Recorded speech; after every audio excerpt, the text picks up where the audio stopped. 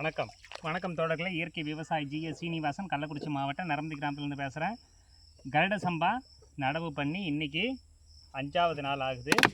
அதுக்கோசரம் மீன் அம்மைலாம் ஒரு 10 ml தான். 10 ml குழந்தைங்களுக்கு சிறப்பு நம்ம கொடுப்போம் பார்த்தீங்களா, எம்எல் மூடியில் 5 ml 10 ml கொடுப்போம் பாருங்கள். அதே மாதிரி தான் இது குழந்தை. அதனால் நம்ம என்ன பண்ணணும், 10 ml மேலே கொடுக்கக்கூடாது.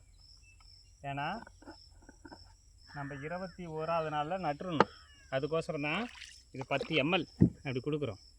அப்படி கலந்து பார்த்து மாதிரி கீழே வீந்துருச்சு. இதில் 2 லிட்டரில்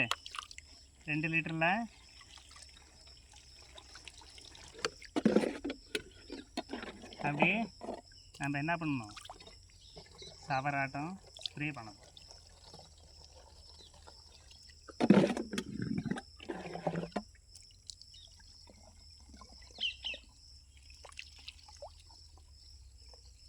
ஊற்றிட்டு இந்த மூடி ஓட்டையிலேருந்து அடிக்கும் பாருங்களேன். இந்த மூடியில் ஓட்டப்பட்டாச்சு. நம்ம ஸ்ப்ரேயரில் அடிக்கலாம், ஏன்னா அது ஃபோர்ஸ்ஃபுல்லாக இருக்கும், பவர்ஃபுல்லாக இருக்கும். பார்த்தீங்களா, இதே மாதிரி அடித்து விட்டுருங்க. அப்படியே போகுது பார்த்தீங்களா. அதே மாதிரி 2 சைடும் அடித்து விடணும்.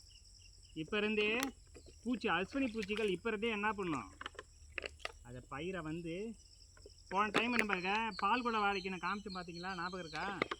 அதே மாதிரி தான் இதுக்கும் சரி. ஓகே, இதே மாதிரி தான் ஃபுல்லாக அடிக்க போகிறேன். நன்றி. அவ்வளோதான் உங்கள் பார்வைக்கு.